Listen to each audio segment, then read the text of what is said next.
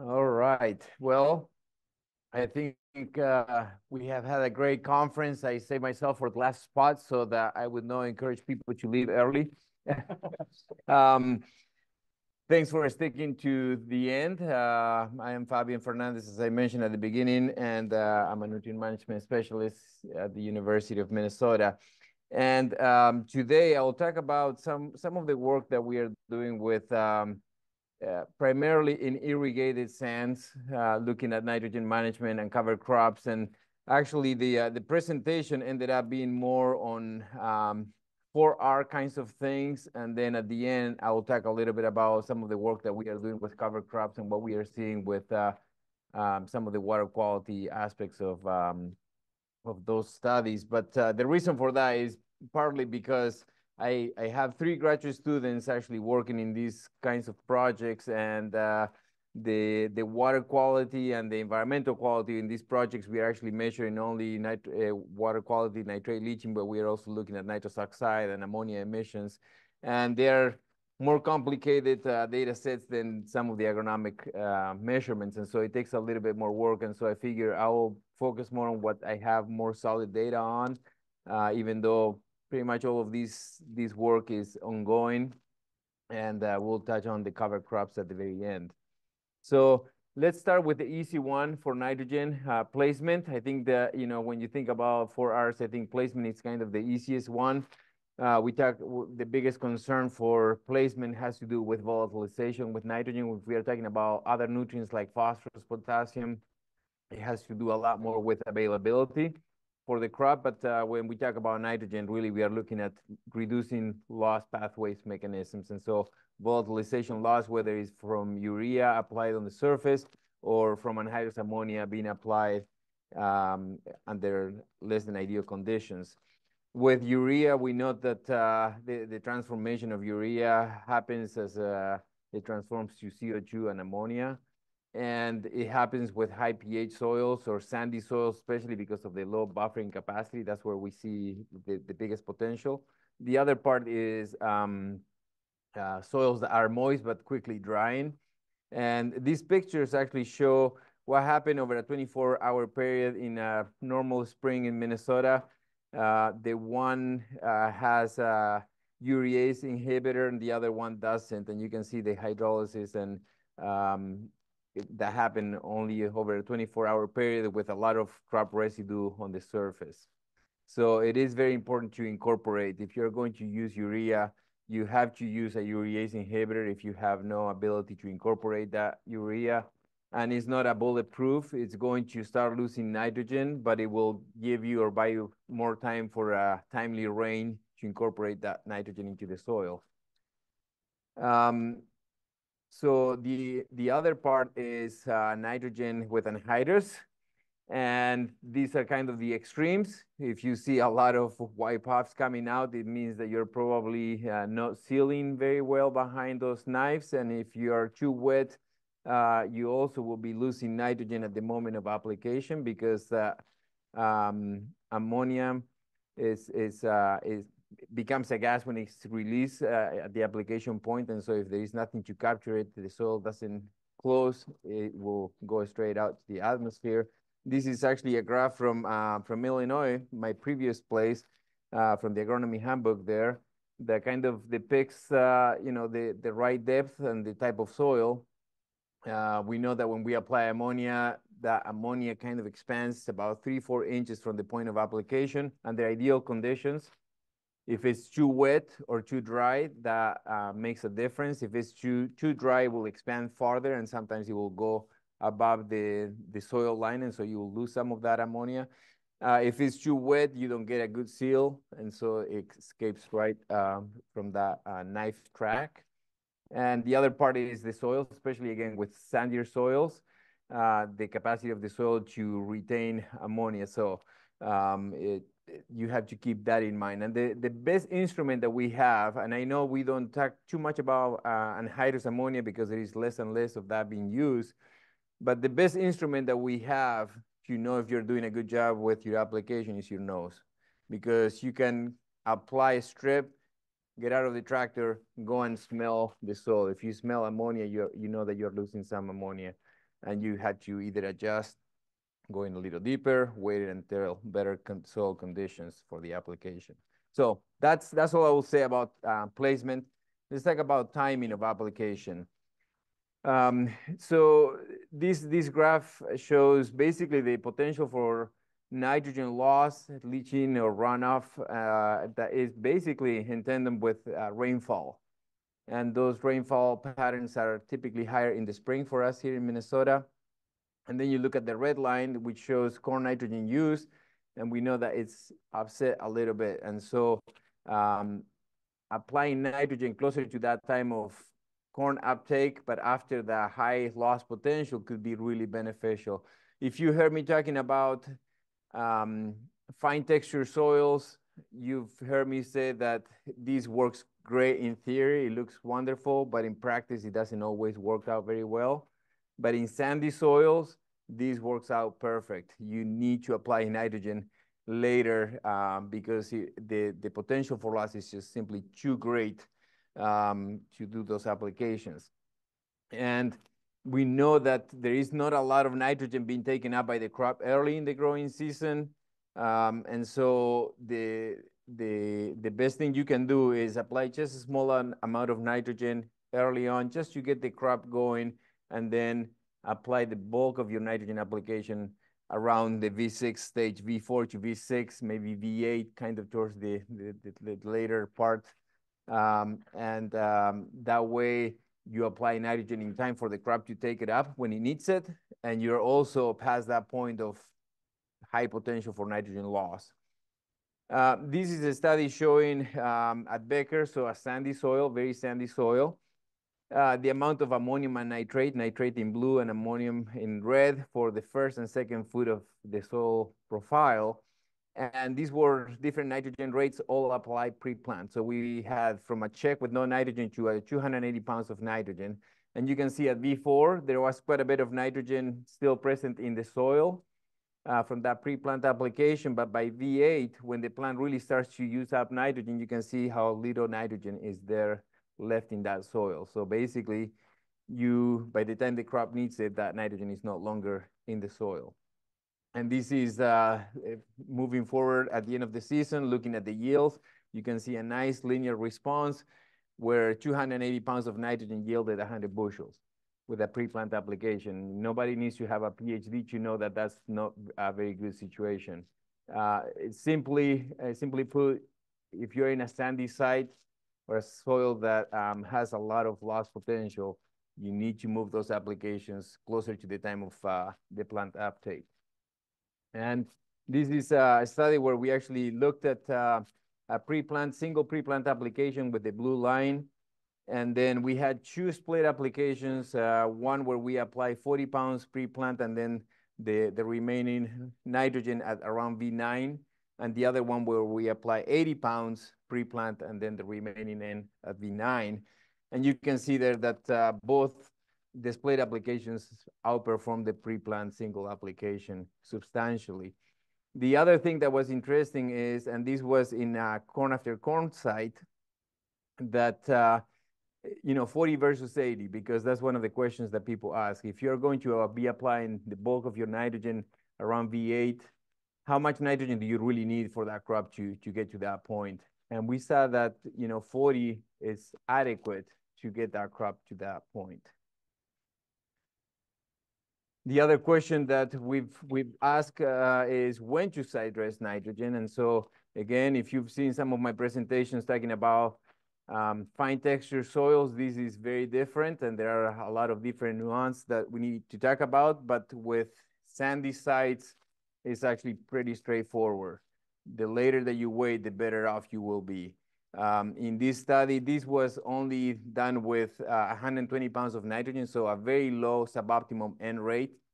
But we were interested in comparing, basically, if you do 120 pounds pre-plant, which will be this treatment right here, versus applying 40 pre-plant and then the remaining 80 pounds at side dress at V6, V6, V8, or different stages from V2 to V12. You can see that even these really early applications, V2, V4, they were okay.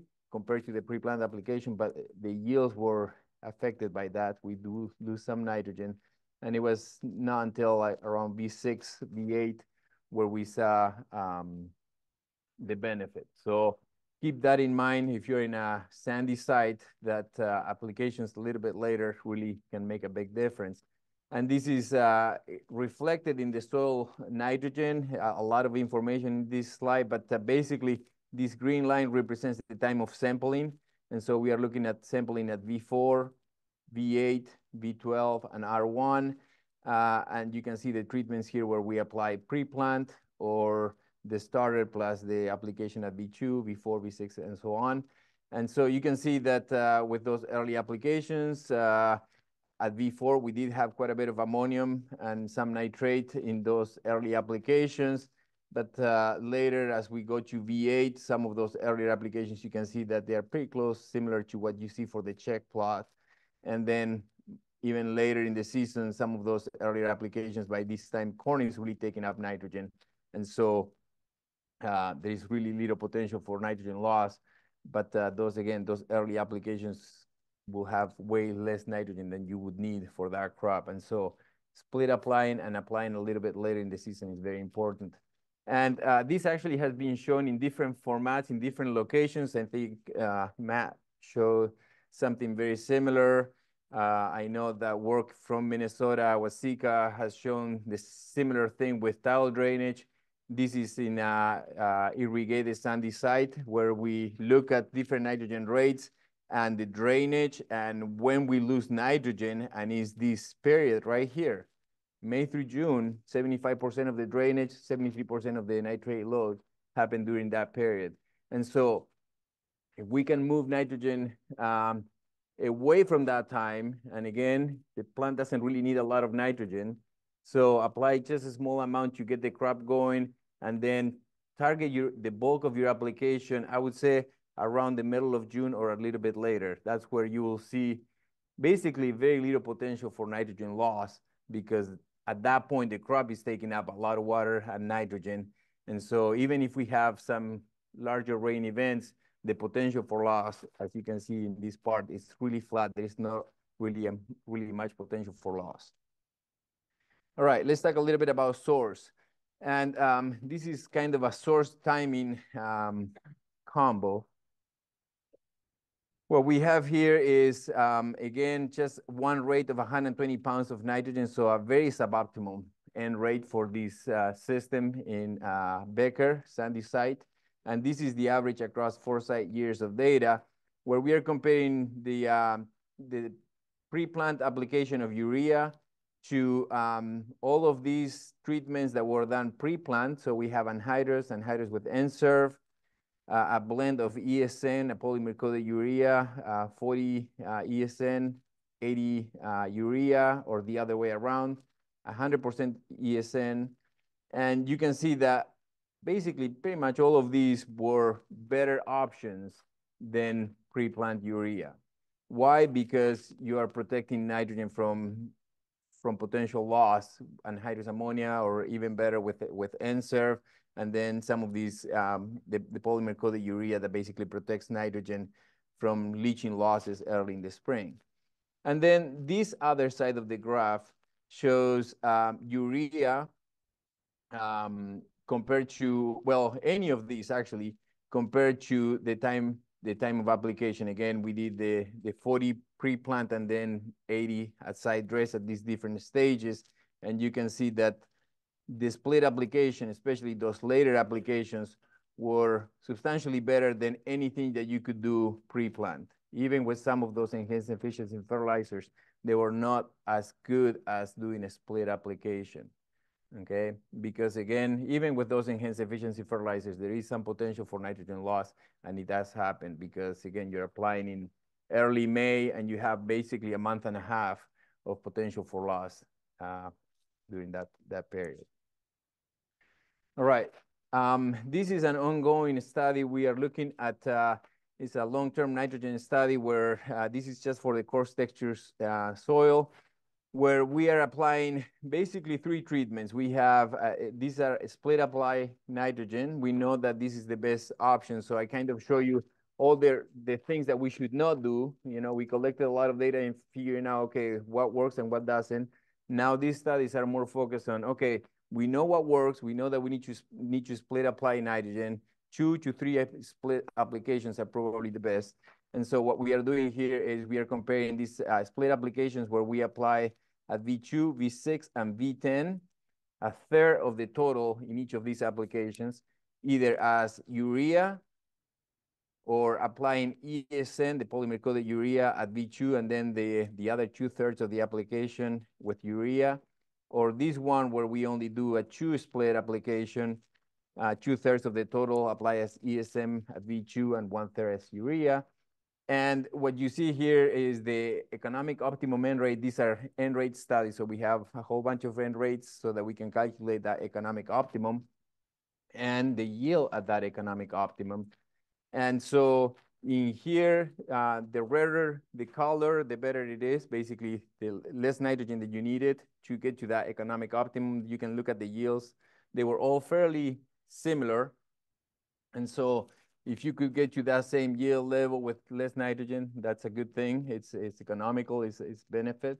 And you can see here that the best option here for this site across 3 years in continuous corn is this ESN at V2. You apply a third of the total nitrogen as ESN, and then the rest at V6 and V10 with urea. And I can see the potential benefit for this is that with ESN at that V2, there is potential for nitrogen loss. So you target the application with something that will protect nitrogen, and so it works better than using, let's say, urea. And then you can see again the yields are pretty similar.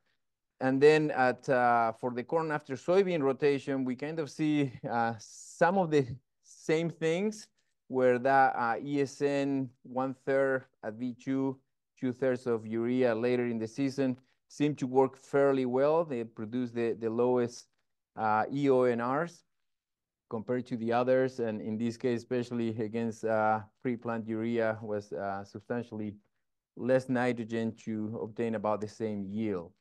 And then this is another set of studies that we are doing, and we have very similar treatments, although there are some differences. Again, we have these 100% urea split apply. We have the 1/3 ESN, 2/3 urea.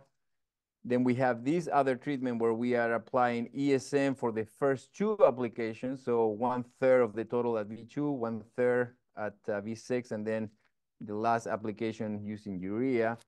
And then this one is a third on each of these timings, but we are using blends of basically one part urea to 2 ESN at V2, 2 parts urea and 1 part ESN at V6, and then 100% urea at V10.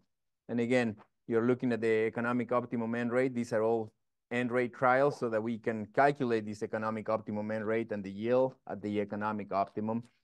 And these are in corn after soybean. And there is a little bit of kind of variability across in there. But you see that, for instance, this treatment right here, the one with some ESN in the blend early on in the season, protecting some of that nitrogen, was superior to, say, the 100% urea application. This other treatment, again, the 1/3 ESN at V2 and then the rest as urea, also seem to work pretty well. I think in this case, the problem is that applying ESN at V2 and V6, we probably are not getting enough release of nitrogen in time for the crop. So we are protecting nitrogen, but protecting it too much, where it's affecting the crop. And I think that may be why we are seeing some of those bigger needs for nitrogen. And this is in Rosemount, so same study, but in Rosemount. Again, we said that blend application of ESN and urea seemed to work very well. We did see a benefit actually with this ESN urea, which we did not really see at Becker. But that's the reason why we do these studies over multiple years and multiple locations to kind of get to understand what is um, the truth behind these treatments and what works better. And you can see again that the 100% urea, that was the one that needed the most nitrogen. Just simply again, I think quite a bit of that V2 application is subject to loss, and so we could potentially reduce some of the nitrogen that we had applied. And this is the Becker and Rosemount sites combined. So this is the average across all those 3 years and the EONRs for those. And again, you see combined across all of those, that blend seems to work very well. And followed by these ESN at V2, followed with urea for the other two applications. They seem to work very well. We are doing quite a bit of work with the economic analysis of these treatments because we know, I mean, the reason we started doing this is because some preliminary work showed that ESN actually can be a pretty good source of nitrogen to help us reduce some of those nitrogen losses early in the spring. And so that's why we started doing some of this work. But we also know that ESN is more expensive than urea. And so we are doing economic analysis to all of these things. And so this is extremely preliminary. I was actually debating whether to put it or not because I'm not an economist. I'm working with somebody that understands these numbers better than me. But it's just kind of a first really high view of what's happening. These averages are across all the N rates, okay? So the net returns that you see here, we calculated it for every single N rate in that N rate response curve. And so that includes the check plot and includes the rates that were around the economic optimum and includes the rates that were way above the economic optimum. And that's just an average of what we are seeing in terms of net return. And no surprisingly, the urea seems to be the one that returns the most, is the cheapest source. But again, this is very preliminary. I am looking at some of the analysis, looking at actually the economic optimum. So the nitrogen that we absolutely need to get to that economic optimum. And then you start to see some benefits with some of these ESN that, because it does cost a little bit more, but you need way less nitrogen, you actually come ahead. And so we'll be looking at those more intensively in the future. And then if you were not tired of seeing numbers, this sure will do it. So this table actually shows, as part of that study, what I showed you earlier were all these response curves. These were like, these treatments with different N rates. In addition to those treatments, we have this suite of treatments right here where we have, again, split applications at V2, V6, and V10 with all sorts of different combinations of urea and ESN as single or combined applications like you can see here. So we have a set of treatments that is with those three-way splits. Then we have some treatments that are two-way splits where we apply 100% of the nitrogen at V2 or V6. And then some that are just a single application. And so we are doing all of these comparisons to, again, get to understand if we are going to be using ESN versus urea, we know it's a little bit more expensive, what kind of combination will work the best for the farmer to be able to, reduce nitrogen needs, but at the same time, improve the productivity and the profitability. And so, again, you can see here, in this case, of course, you see Becker and Rosemount, the 3 years, the means for each one of the years, and then the overall mean. And the greener it is, the better it is in terms of the yield. We're just looking here at yield. And these were, again, all at 160 pounds of nitrogen. So it's a comparison. Like Tyler told us today, you have to have the right treatments to compare. And so here we are just comparing all of these things, apples to apples, at that one rate of 160 and varying the nitrogen source and the number of splits. And so, again, we can see here that there is a spread there, but I would say that some of the these combinations sound or look promising to me, where you can, you don't need to apply 100% of your nitrogen in an expensive form like ESN, but if you are targeting those times where you can lose most of your nitrogen with that technology, then you can afford to apply the cheaper option with urea later in the season when the potential for nitrogen loss is lower. So we'll continue to do that. We have one more year of data that we'll be collecting this year. The last one is rate, and Tim, I want you to keep me on time because I keep talking and I forget about the time. So in terms of rate, this is a table that came out of the publication for fertilizing corn in Minnesota. This was published in 2015 with data that we collected. Some of that data I collected, most of that data actually was collected before I arrived to Minnesota. And so you have the N price to corn value ratio here. We normally talk about a 0.1 ratio. And the maximum return to nitrogen is 210 pounds with an acceptable range of plus minus $1 around that of 190 to 225, okay? So that's what we have for our guidelines. And what I did is, since I've been in Minnesota, I've been doing quite a bit of work on irrigated sands as well as some non-irrigated, but this, I'm just going to focus on the irrigated today. And so kind of looking at what kinds of EONR values am I getting, we are always doing this study so that we can have the most current information to figure out how much nitrogen you need to be applying in your fields. This study is part of a long-term nitrogen study that AFREC has been funding. And in the first 2 years of the study, we did this thing where you're looking at about an acre to 2 acres in size. And we have a whole bunch of nitrogen rate studies within that space. And what this allowed us to do was basically create 6 nitrogen response curves with all those nitrogen rates within that area. And so we had 6 replications replicated 4 times each, if that makes sense to you. And so you're able to see kind of the distribution of the economic optimum N rate in a very small area, okay? And so if you look for continuous corn here or corn soybean in 2019 and then continuous corn in 2020, you can see the EONRs. Here I wrote down the range. So basically you are looking at anywhere from 68 to 41 pounds of nitrogen. That's the range of economic optimums that you can expect to see within about an acre, acre and a half of land.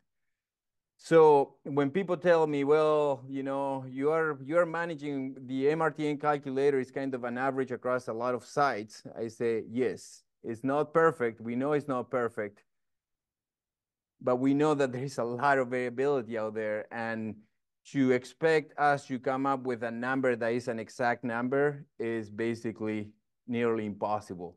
You can see this is real data. This is the real world, about 50-pound difference in the economic optimum N rate based on response curves within 1 acre, 1 acre and a half of land. And so this is the reality that is out there. And then in terms of the yield, the range was about 13 to 15 bushel for those economic optimums. And then what I did is I looked at the economic optimum N rates for a whole bunch of different studies here. The blue lines, bars represent continuous corn. The red ones are for corn after soybean. And so I put here on the top, these are the MRTN values that we have as the university for our guideline. Okay, again, remember these were revised in 2015. 210 pounds for that 0.1 ratio with the range of 190 to 225 for the plus minus $1 per acre. And this is the MRTN for the corn after soybean values, 180 with a range of 160 to 195. And so you can see here the distribution of all of these different rate studies that I've done over the years in Minnesota. And for continuous corn, it seems like the value, at least for the subset of studies that I've done, I think it's like 25 or so for continuous corn in here, it's slightly higher than what we have for the MRTM. We said 210, we are at 250, and that's the range. And then for corn after soybean, we seem to be slightly lower than what we are recommending of 180. And so, again, this data, we are going to be using this data to eventually adjust rates with the recommendations, but I just kind of want to give you kind of a quick view of some of the data that we are collecting and how that relates to the recommendations. And again, when I look at these values, you can see that there is a distribution, I mean, for continuous corn, you could be at 164, or you can be at 329 to optimize the economic optimum. So there's quite a bit of a range in there. And so that versus what we recommend right now as a university, I feel pretty confident that those values are still adequate and real, even though, again, we are seeing slightly higher for that continuous corn. It's kind of a smaller subset of data. All right, let's get to talk a little bit about cover crops and nitrogen. This is a study that we have been doing since, well, it actually started before I arrived to the University of Minnesota in 2000. It started in 2011, and it's been changed over time. But since 2016, we have had these treatments with cover crops, and it has been a wonderful partnership between Minnesota Department of Agriculture, Polk County Soil, Water and Conservation District, and the university. And so we have different nitrogen rates with or without rye as a cover crop, and then we have a living mulch of Cura clover. And so, and these rotations have been in place since 2011, where we have corn and soybean and soybean corn, and then we have continuous corn right here. You can see all of these little pipes sticking out of the ground. Those are lysimeters that are under those plots that allow us to measure the nitrate leaching below those treatments. And I have a huge amount of data on this, and I'm just presenting really a brief summary, kind of a 30,000-foot view of some of the things that we are seeing. Here we are looking at the check in the red, or the economic optimum end rate for these sites when we have no cover crop or rye or Cura clover. Okay, again, the rye, of course, is an annual. We plant it in the fall, we terminate it in the spring. Cura clover is a living mulch, so it was established in 2016, and it has been growing there since that time, and we strip till between it. The whole study is strip till, so that, again, we keep one variable at a time, like Tyler taught us today, right? So strip till everything, rye, no rye, and the Cura clover. And so in terms of nitrate load, these are pounds of nitrogen per acre. You can see, well, first of all, in corn after soybean, the check plot with no nitrogen and the one where we are applying the economic optimum end rate, which is around 180 pounds, you see basically no difference in the amount of nitrate loss, which, it's kind of interesting that going from no nitrogen to 180, you are losing about the same amount of nitrogen. We did see in using rye does reduce some of the loading. So that rye is able to capture some of the nitrogen and reduce nitrogen loss. And then Cura clover was exceptional at reducing nitrate leaching. That was a really good thing about it. But the challenge with that was when we look here at this graph in terms of the corn yield, you see here, obviously, if we are with the check where no nitrogen, we have a lot lower yields. We increase yields substantially using the economic optimum end rate. But there was really no difference between the rye or no rye cover crop in terms of the yield. So that's a good thing. You're able to reduce slightly the amount of nitrate loading with having a rye cover crop and not really impacting the yield. But Cura clover was the one that, it reduced nitrate loss substantially, but it also reduced the yields substantially. And so when you see this kind of yield reduction, it's a pretty hard sell because, again, it's a lot of money that you're leaving behind. And so regardless, though, I feel that this information is actually extremely important, because having this kind of information allows us to say, okay, how much nitrogen reduction are we willing to pay? And this is how much it's going to cost. And then we can figure out who is going to pay for that. Is the farmer? Is it society? Is a combination? I don't know. But at least having that information, it will allow us to have some of these discussions with more information. That was corn after soybean. This is continuous corn. So here we are looking again at nitrate load. And in here, we do see that there was a substantial increase in nitrogen loss as we increased the rate from the check to the EONR, which was not the case with corn after soybean. In continuous corn, we definitely see that difference, that we lose more as we apply more nitrogen from the check. There was no difference in terms of rye or no rye, in terms of reducing nitrogen loss. We did see, again, a substantial reduction with Cura clover. And as we saw earlier, again, with rye, there was no yield difference compared to the no rye. There was a substantial yield reduction when we had Cura clover. So those are the challenges that we find with Cura clover. I think we've learned a huge amount with this project with Cura clover in trying to figure out how to manage it. The first few years, we kind of let it go wild, let it do its thing. Then we realized there is too much competition. We need to knock that cover crop or that living mulch down so that it doesn't compete as heavily.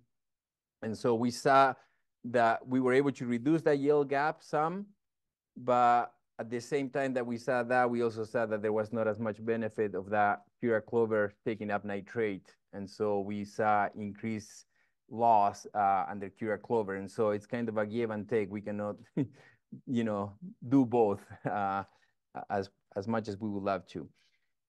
This slide is actually kind of an interesting one. This is looking at kind of a 2-year period of continuous corn. So we have corn plus corn. The amount of nitrogen that we apply over a 2-year period, this will be at the economic optimum end rate. So we would have applied 450 pounds over a 2-year period for that crop. And then we have corn after soybean. So we have corn, soybean, and then the following year will be soybean. And the total amount of nitrogen applied will be 180, which will be the economic optimum for the corn side of that rotation. And these are the cumulative loads that we saw over that 2-year period. So this is 2 years combined. So you see that the interesting thing when we talk about nitrogen rate, I think we need to manage nitrogen rates correctly, but it's not as simple as saying, well, less nitrogen will solve the problem, because you can see 450 versus 180 pounds, we lose about the same amount of nitrogen, because under the soybean crop, I didn't show any of that data. Under the soybean crop, we also lose quite a bit of nitrogen. And as I show in an earlier slide, again, about 70%, 50 to 70% of that nitrogen loss happens early in the spring, where we have not even applied any nitrogen. And that's because of mineralization. These soils, even though they are sandy soils, they do have quite a bit of organic matter. And so I think we lose quite a bit of that simply because it's mineralized, it's there. There's not a crop to take it up unless you have Cura clover or rye. And I forgot to mention in continuous corn, the reason I think we didn't see a benefit with the rye cover crop in reducing nitrate leaching is because under the corn soybean system, we were planting rye on the soybean stubble. And so it grew much nicer than under continuous corn, where we had a lot of crop residue. It was hard to get that crop established. And so there was less biomass, less potential for that rye to really make a difference. So key points out of this presentation: nitrogen-based management practices continue to show that there are some benefits, that it's very important to use these practices. I think in sandy sites, the split-end application, there is like no question. And when I say that, it's quite something, because with nitrogen, there's huge error bars in everything that we see. But when you see how consistent the response is to split applications, you know that you can be very certain that split applications are important. I think enhanced efficiency fertilizers and matching the timing and the placement is also very important. We need to continue to look at best management practices. Using the MRTN, there is no substitute for that. I did not show data today, which is simply didn't have time. But if you look at the MRTN, reducing N rates below the MRTN doesn't really benefit too much in terms of reducing nitrogen loss to the environment very much. I mean, you do get a small reduction, but it's not very much, and you do get a yield reduction. When you are above the MRTM value, that's where it's a lose-lose situation, because you are applying more than the crop will need, so you're losing money, you're paying for nitrogen that you will not be able to recoup the value of. And then you're also, that's where, at the point where we start to see a lot of nitrogen losses to the environment. And so making sure that we apply that economic optimum end rate is very, very important. And ultimately, even using best management practices, we know that we are going to lose some nitrogen. And so I really appreciated some of the presentations today from Laura and from Matt, talking about ways in which we can capture some of that nitrogen. I think we need to manage nitrogen in the best possible way, but knowing beforehand that we are going to lose some nitrogen, and then trying to figure ways to recover that nitrogen so we can use it and instead of going into the environment. So with that, I think, and then the cover crops, as I mentioned, rye establishment is the biggest challenge, I think. In continuous corn, we had a really difficult time getting established to do any good for us. In corn after soybean, it was much better. And then the Cura clover, again, a great system, I think, to reduce nitrogen losses to groundwater, but the challenge is the competition that we see with that. With that, I will stop. Again, a lot of thanks to many people, the field crew that has helped with all of these projects, the funding, and the different groups that have made this work possible. So with that, I'll stop, and we have time for maybe a couple of questions. All right. Now that soybean yields are rising, are you raising your soybean N credit? No, we have not. So the N credit, actually what it is, more than an N credit, when you look at how much nitrogen is taken up by soybean, it actually takes more nitrogen than corn. The reason we don't fertilize soybeans is, of course, because between mineralization and the nitrogen fixation that they do, they are able to supply all of their nitrogen. But the reality is that the N credit that we talk about soybean is, in reality, has to do with corn residue. When you have corn residue, you don't get a credit because there is a lot of immobilization. When you have soybean residue, you don't really get a credit, but you have less immobilization. And so it's kind of misnomer to say that it's a soybean credit. I wish we would never have said that, because it really has to do with the immobilization that happens under corn residue. So is it possible for ammonium as ammonium sulfate to revert back to ammonia and be prone to volatilization in time if surface applied onto high residue soil and not incorporated? No. So that's one of the things that is a benefit of ammonium sulfate, and it is a great nitrogen source if you are going to broadcast, especially in no-till fields where you have a lot of crop residue. You will not have that loss potential through volatilization with that source. What management options are you considering to get a cover crop established in a continuous corn rotation? Interseeding has been considered. So in this study where I show you, we've tried several different things. And as much as you want to try to keep things consistent in the study, and we did that for the most part, but over time we kind of tweak things to make it a better system. The first year, actually, we tried putting the cover crop early in the spring, so that we were hoping that it will just survive and have a cover crop growing in the fall. Well, that didn't work. The whole cover crop, except at the edges of the field, was dead by the fall. And so that's where we went to fall seeding. We did a broadcast seeding at first. That didn't work very well. We were getting some really patchy results. And so in the last 3 or 4 years, we have gone to a drill, which is great. We have really good establishment. The challenge is that now we have to wait until after harvest in order to get into the field to do that. And we are up against, I mean, there have been years literally where we plant the rye and 2 days later there is snow in the ground. And so it's the challenge. And so again, we've tried different things. The other thing that we've tried for a couple of years also was to remove some of the corn residue.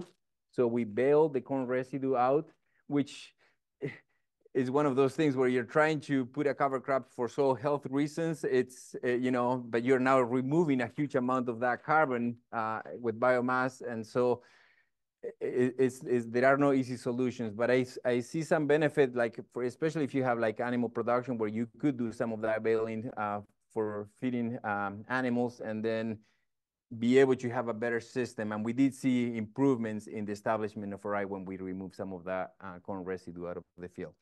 All right. So if corn was not planted the year before soybean, should we be counting the N credit? Let's see. Corn was not planted the year before soybean. I would say no, you don't count. Yeah, there won't be any credit necessarily for that. Yeah, and I have data actually where we have corn, continuous corn, we have corn, soybean, and we have corn, soybean, or soybean, corn, and it doesn't really show as a reliable credit. Yeah. All right. Well, very good. Thank you, everybody, for being here today. Thanks to all the folks online, too. Like I say, I didn't check this afternoon, but we're around close to 100 people online. I really appreciate your participation today. I will be sending out a survey. We, again, rely heavily on those surveys, not only to improve this program for next year, but also you are the recipient of a lot of great information. A lot of that information is possible through funding, through local sources, AFREC, and commodity groups. And we need to show people that there is value in this information. And so we use that information heavily. Those surveys are not taken lightly. We use a lot of that information to show people, to show legislators, to show a lot of people the value of some of this work and of these education program. So with that, again, thanks for being here today, and hope to see you soon. Again, next week on Tuesday, we have the Nutrient Management Conference. So if you are not sick and tired of hearing about nutrients, maybe you're tired of hearing about nitrogen, you'll hear about other nutrients as well next week. Thank you so much.